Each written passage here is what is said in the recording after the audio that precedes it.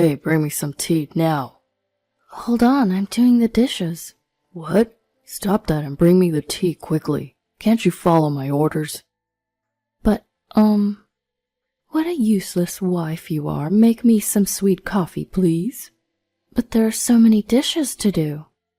Leave them for later. Just do what we say, useless wife. The ones ordering me around right now are my husband John and my mother-in-law. John is lounging in the living room, fiddling with his phone and acting like he's the king. My mother-in-law glances at me maliciously while eating a cake she'd taken from the fridge. I think she could have made her own coffee while she was at it. But she seems to take pleasure in bossing me around, so I guess she just wants me to do something for her. I'm Hannah, a 30-year-old working mother. I got married when I was 25, had a child, and then returned to work. Currently, I live with my husband, our 4-year-old son, and my mother-in-law in my husband's parents' house. We ended up living with her because John insisted. John told me my mother-in-law was so devastated that she couldn't eat after my father-in-law passed away. At that time, I was certainly worried and wanted her to eat properly, so we decided to live with her to try and lift her spirits, but she seemed to perk up quite a bit after I arrived. She's been scheming on how to bully me, her eyes gleaming like a predator that's spotted its prey. I was worried about her, but now I feel like it was unnecessary.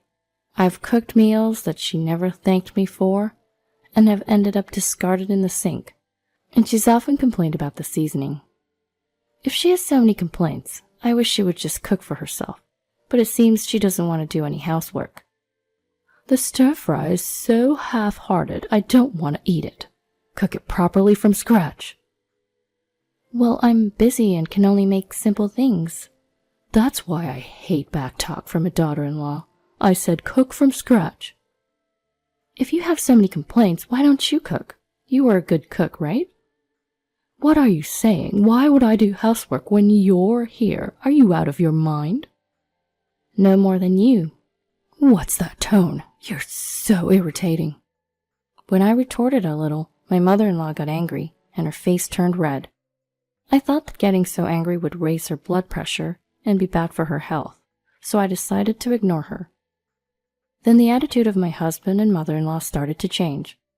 They were so arrogant, but suddenly they stopped talking. Instead, they started to completely ignore me. Hey, haven't you put out your lunchbox yet? I need to wash it. Hey, I'm talking to you. Please don't leave the candy wrappers lying around. It'll attract bugs. Are you listening? They started to completely ignore me.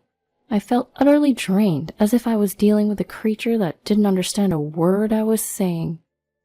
I wondered why I had to live with such a human being, but I couldn't bring myself to get a divorce.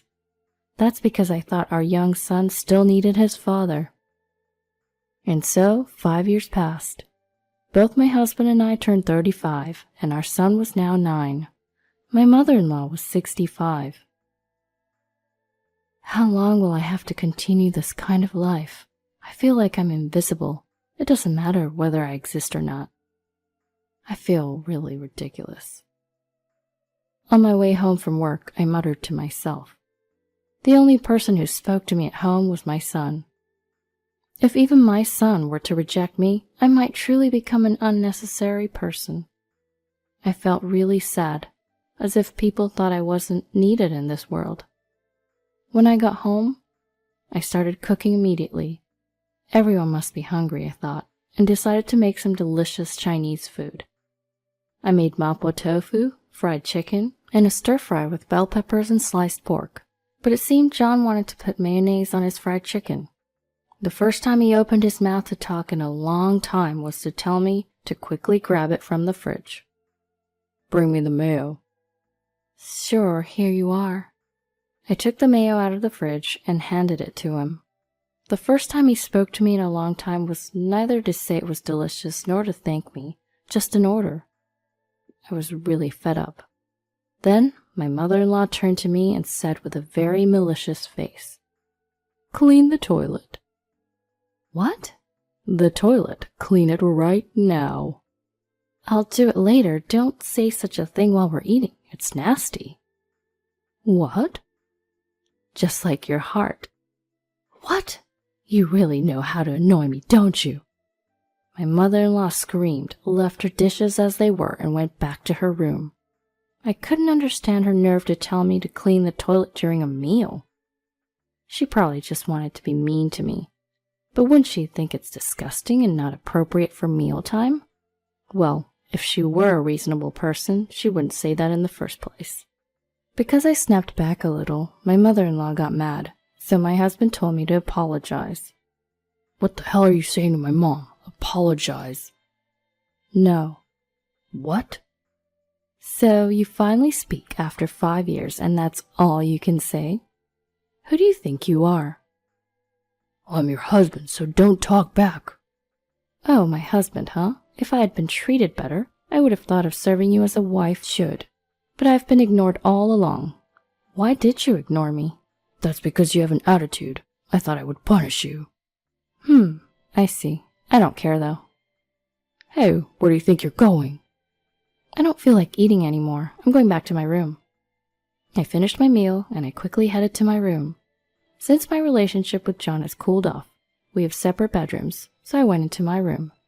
I opened my laptop and downloaded divorce papers. It's so convenient these days how I don't need to go to the courthouse to get the papers. I immediately filled them out, and I slapped them in front of John. Hey, I'm going to file these. Huh? What's this? As you can see, they're divorce papers. Wait, a divorce? Yes.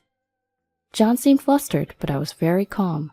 He probably thought he would never be served with divorce papers. But I'd reached my limit, and I knew I couldn't live in this in-law house any longer. Even if I left the in-law house, I'm not confident that I could improve my relationship with John. After all, he's not trying to change, so I don't have the confidence to meet him halfway. Why are you suddenly talking about divorce? You're not acting normal. You were always taking me for granted and ignoring me, right? I'm at my limit. I don't see any good in being with you anymore, so I want to end it. What? Are you going to abandon me? I don't know what to say to that. Actually, John was unemployed at that time. He used to work as a corporate employee, but he had caused so many issues that he was fired. He tried looking for a job several times since then, but he seemed to have lost his motivation to work. So, it's almost like I'm the one supporting him. John used to tell me he was the one providing for me and giving me food. This was while I was on maternity leave, but I was just on leave, not unemployed. Yet he acted so superior, talking down to me and making me angry. The money to buy baby clothes and formula came from my savings, and I honestly thought he didn't care about our child at all. John used to act so arrogant, but now he's unemployed and being supported by me, so he would be in trouble if I left. Because his mom, my mother-in-law, isn't receiving any pension. His dad used to be self-employed, but it seems like he'd been avoiding paying into his pension. As a result, they couldn't receive any survivor's pension, and even though he's 65 now, he hasn't received any old age pension. His dad said paying into a pension was a waste. But didn't he think it might cause trouble when he couldn't receive it in the future because he hadn't paid it? What are you planning to do leaving us like this? I will live with our son, just the two of us. It's easier that way. I won't allow it. At least give me custody. You're unemployed. There's no way you can support him. Since you stopped working, I've been the one supporting this house. But I want to be with Jacob. Just give me custody. Don't act so high and mighty when you never really cared about Jacob. While we were arguing, my mother-in-law came out of her bedroom. Then she started yelling at me. Listening to you, you're so selfish. Don't you want to contribute to this house? No, I don't. Don't talk back. You're just a daughter-in-law. If you're gone, how are we supposed to get by? Why don't you ask your boyfriend to lend you some money? What? You're dating Mr. Brown from 3 houses down, right? He's incredibly wealthy, lives in a mansion, even has housekeepers. How do you know that? I saw you and Mr. Brown the other day, hand in hand, enjoying a date. You two disappeared into the hustle and bustle of downtown. You even did something quite inappropriate. What? Can I show this to his wife? She would be quite furious.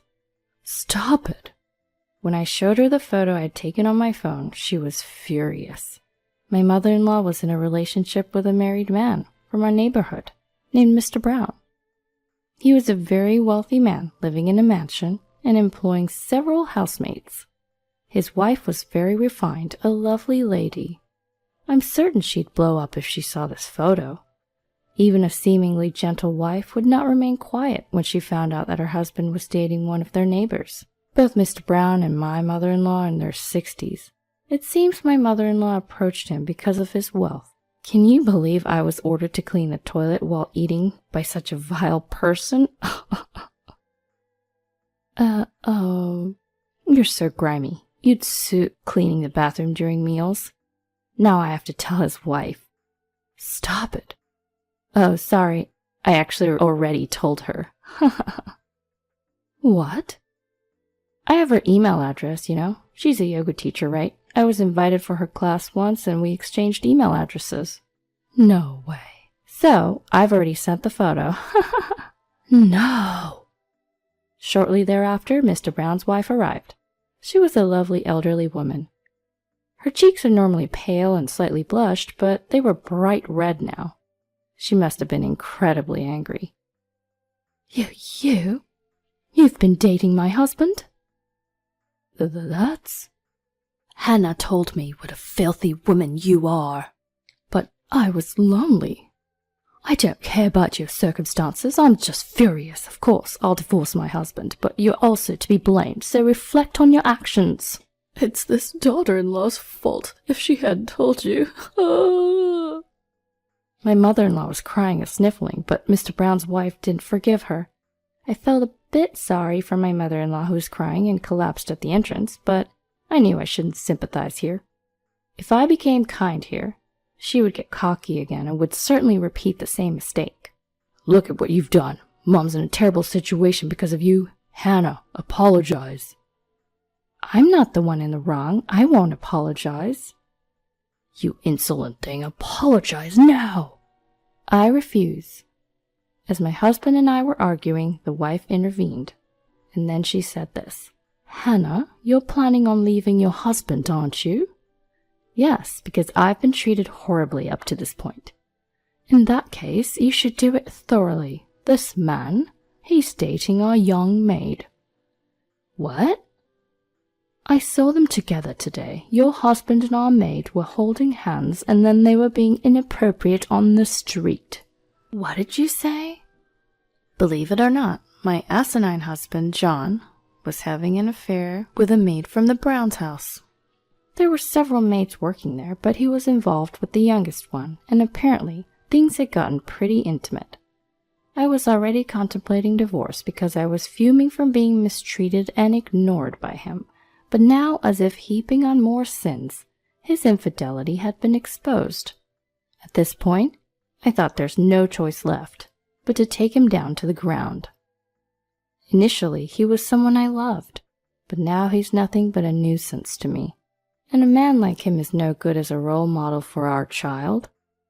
I had been tolerating him for the sake of our son, but a father like him is worse than having no father at all. Why didn't I decide to divorce him sooner? I deeply regret it, but it's no use crying over spilled milk now. You're the worst, John. I will never forgive you. You need to pay child support. Wait a minute, I'm unemployed. So what? You still have some savings, right? You can pay child support from that. If I do that, I will be penniless. Are you okay with me starving on the streets? We're parting ways, so whatever happens to you is none of my business. You're cold. You shouldn't be saying that. You have the audacity to say that after treating me coldly all this while? I don't care anymore. I'm leaving. I immediately started packing with my son. If I stayed in this house any longer, I felt like I'd go crazy. So I thought I should return to my parents' house. John tried to stop me, but I didn't listen to him anymore. No matter what he said, I was intent on divorcing him. In the end, he didn't agree to submitting the divorce papers, so it ended up being a messy divorce lawsuit. His responsibility was acknowledged in court, so he had to pay me damages. I also claimed child support, which he somehow managed to pay in a lump sum. Apparently, he borrowed money to pay it off. And then my spiteful mother-in-law got sued for damages by Mrs. Brown. With no pension or any form of income, she decided to start working part-time to pay off her debts. For my mother-in-law, who had never worked and lazed around the house all day, labor was a tremendous struggle. She started a job in cleaning, but she's always slacking off and getting scolded by her co-workers. She's also working at a cash register as a second job, but she's never done that before and seems to be getting sarcastic comments from the young college students working there. Since she was living leisurely without helping in her husband's business, I think she's just now learning the harshness of society. I returned to my parents' home and lived there for a while, but I found out that a great apartment was available near my office, so I decided to move there. I'm living there with my son now, and it's very comfortable. There's absolutely nothing to complain about. I asked my son if he was sad not being able to see his dad, but he simply replied, "Not at all." It made me realize that if his presence was negative for our son as well, I should have divorced him sooner. From now on, I intend to work hard at everything to ensure that my son never has to face any hardships.